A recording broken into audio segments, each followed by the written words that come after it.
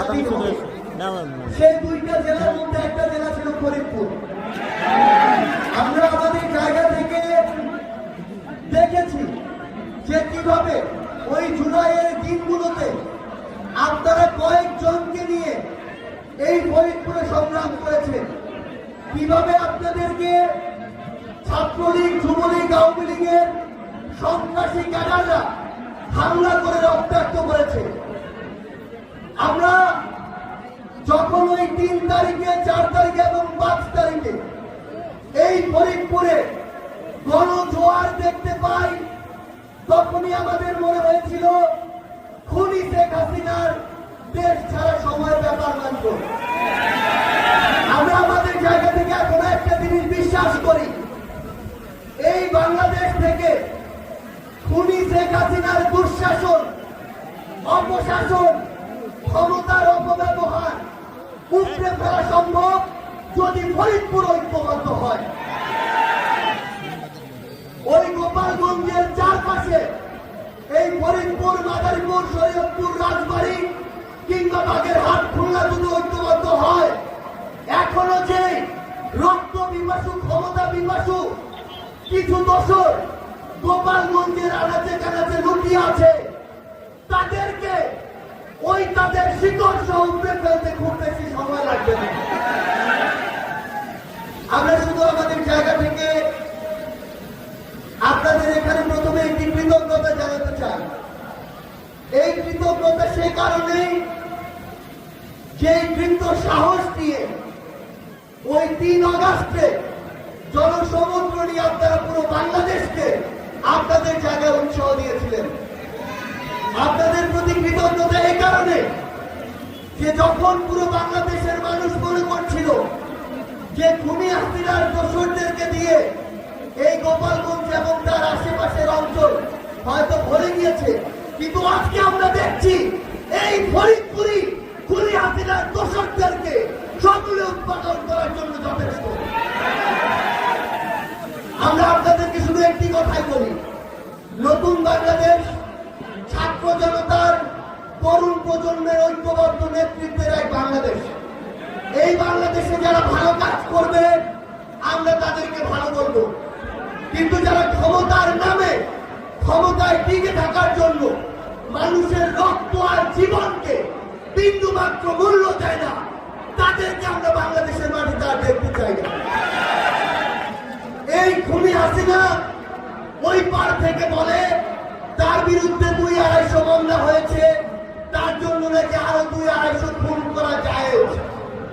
আমরা ওই রক্ত বিপাসী খুনিকে একটা কথা বলতে চাই, এই বাংলাদেশের কোন জীবনের দিকে, কোন প্রাণের দিকে আর যদি কোন শকুন দৃষ্টি দেয়, হোক দেশের ভিতরের শকুন, হোক বাইরের শকুন, সেই দৃষ্টির চোখ আমরা উঠে ফেলব।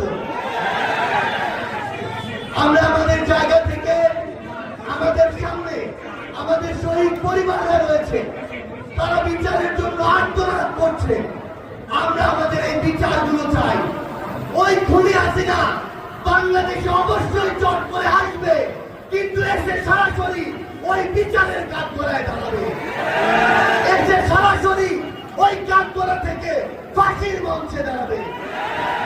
আমরা আমাদের জায়গা থেকে একটি স্পষ্ট কথা বলতে চাই, আমাদের এই বাংলাদেশে অবশ্যই যৌক্তিক সময় নির্বাচন হবে, কিন্তু তার পূর্বে এই খুনি হাসিনা যে আমাদের সিস্টেম গুলোকে ধ্বংস করে দিয়েছে, সেই সিস্টেম গুলোর একটি সংস্কার করতে হবে। আমাদের এই বাংলাদেশ আর কোন নতজানু পররাষ্ট্রনীতিতে বিশ্বাস করে না। আমরা চোখে চোখ রেখে আমাদের পররাষ্ট্রনীতি ঠিক করব। পৃথিবীর যে কোনো পরাশক্তি যদি বিন্দু মাত্র চিন্তা করে যে তারা বাংলাদেশকে ডমিনেট করে কোন পররাষ্ট্রনীতি নির্ধারণ করবে, আমরা বলি সেই পররাষ্ট্রনীতি আমরা ছুঁড়ে ফেলে দিব। আমরা আমাদের জায়গা থেকে আপনাদেরকে একটি আহ্বান জানাই, আমরা জুলাইয়ের ঘোষণাপত্রের কথা বলেছি, আপনারা রক্ত দিয়ে, জীবন দিয়ে এই অভ্যুত্থানকে সফল করেছেন। এই অভ্যুত্থান সংবিধানের একটি গুরুত্বপূর্ণ জায়গায় স্বীকৃতি থাকতে হবে। এই অভ্যুত্থানের স্বীকৃতি সংবিধানে লিপিবদ্ধ থাকতে হবে। জীবন দিয়েছে, আমার শহীদ ভাইরা যারা রক্ত দিয়েছে, আমাদের আহত যোদ্ধারা, তাদের স্বীকৃতি এই ঘোষণাপত্রে থাকতে হবে।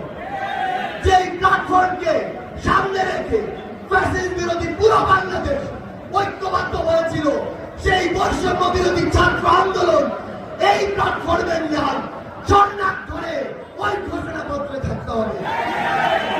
বিগত বছরগুলোতে যারা ত্যাগ তিতিক্ষার মাধ্যমে এই অভ্যুত্থানের প্রেক্ষাপট তৈরি করেছে, যারা জীবন দিয়ে রক্ত দিয়ে নতুন স্বপ্ন দেখে নতুন স্পিরিট দিয়ে এই বাংলাদেশের জন্য লড়াই করেছে, তাদের স্বীকৃতি এই সংবিধানে থাকতে হবে।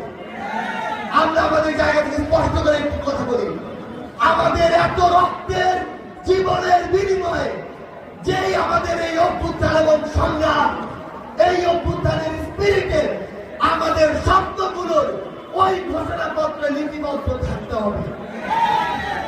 আমরা বাংলাদেশের সকল রাজনৈতিক দলকে শুধু একটি কথা বলি, বিগত 16 বছরে আপনারা ঐক্যবদ্ধ হতে পারেননি দেখেই ওই খুনিদেরকে আমরা দেশ থেকে বিতাড়িত করতে পারিনি। কিন্তু এই অভ্যুত্থানে আমরা ঐক্যবদ্ধ হতে পেরেছিলাম বলে আমরা খুনিদেরকে দেশ থেকে ঐক্যবদ্ধভাবে তাড়িয়েছি। আগামীতে যতদিন আমরা ঐক্যবদ্ধ থাকবো, দেশ এবং দেশের মানুষের স্বার্থ সবার আগে প্রাধান্য পাবে, ততদিন এই বাংলাদেশে কোন ক্ষমতা পিপাসু, কোন রক্ত পিপাসু জায়গা পাবে না।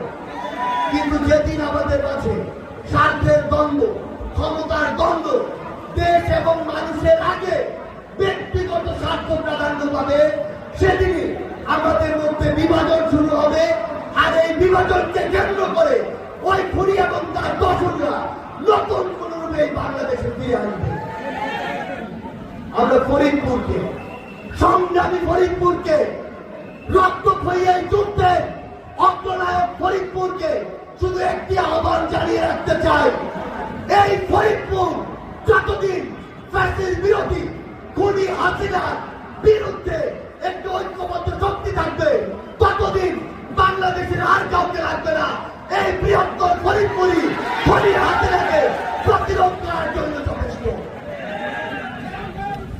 আমরা আপনাদের কাছে একটি আহ্বান দেখে আজকে যেতে চাই, এই ফরিদপুর শুধু নয়, বাংলাদেশের এই দক্ষিণাঞ্চলের দায়িত্ব আপনাদেরকে নিতে হবে। এই দক্ষিণাঞ্চলকে সামনে রেখে আপনারা প্রত্যেকটি চাওয়া আপনারা তুলে ধরবেন। যেই সরকারে থাকুক না কেন, যেই ক্ষমতায় থাকুক না কেন, তাকে প্রশ্ন করবেন।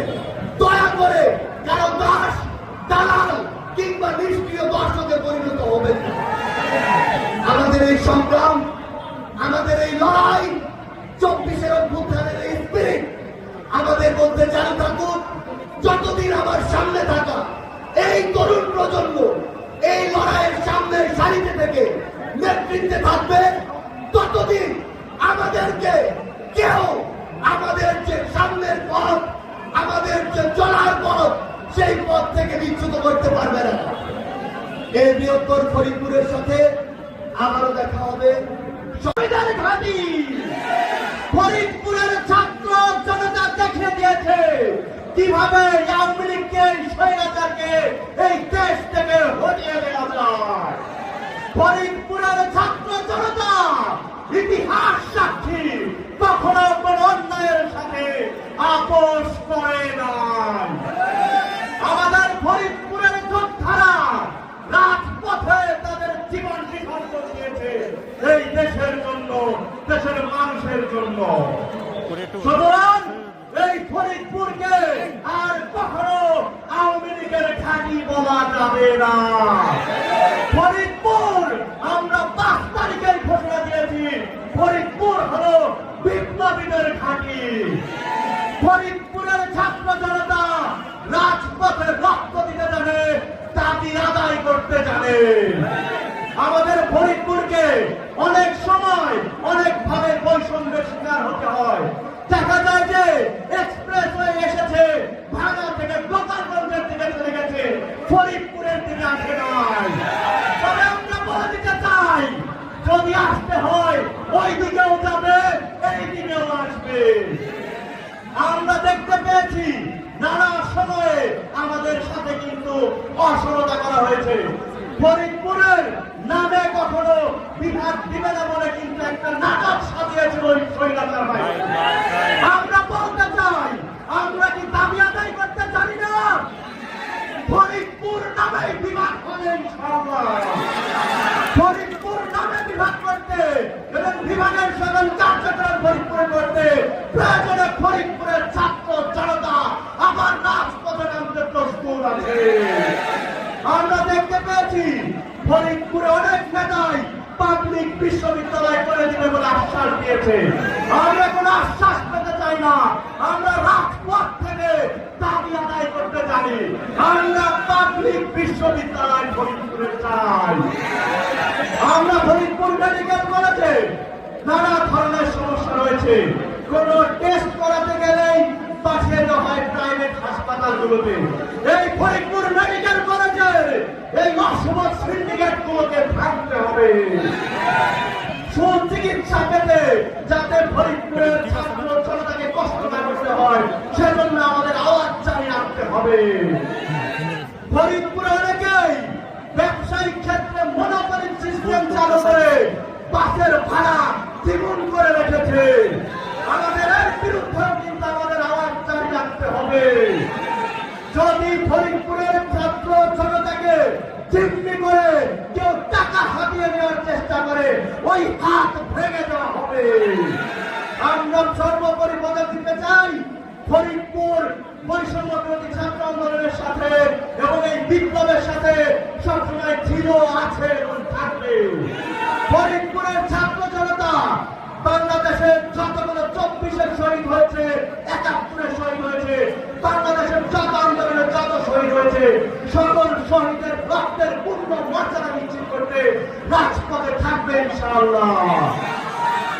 আমরা বলে দেবার চাই, ফরিদপুরের ছাত্র জনতা প্রোক্লেমেশন অফ জুলাই রেজলিউশনে যে জন আকাঙ্ক্ষার কথা বলা হয়েছে, যাতে করে আমরা এই মুহূর্তে সংস্কার চাই। আমরা এমন একটি প্রশাসন চাই যে প্রশাসন হবে জনতার প্রশাসন। যে পুলিশের কাছে আমরা এমন পুলিশ দেখতে চাই যে পুলিশ ছাত্র জনতার উপর নির্বিচারে গুলি চালাবে না, বরং যৌক্তিক আন্দোলনে শিক্ষার্থীদের জনতার পাশে এসে দাঁড়াবে। আমরা এমন প্রশাসন দেখতে চাই যে প্রশাসন কখনো ঘুষ চাইবে না, কখনো দুর্নীতি করবে না, সেই প্রশাসন হবে জনতার প্রশাসন। সর্বোপরি সকল জন আকাঙ্ক্ষা যাতে প্রোক্লেমেশন অফ জুলাই রেভলিউশনে অন্তর্ভুক্ত করা হয় সেই লক্ষ্যে ফরিদপুরের ছাত্র জনতা সর্বদাই রাজপথে থাকবে ইনশাআল্লাহ।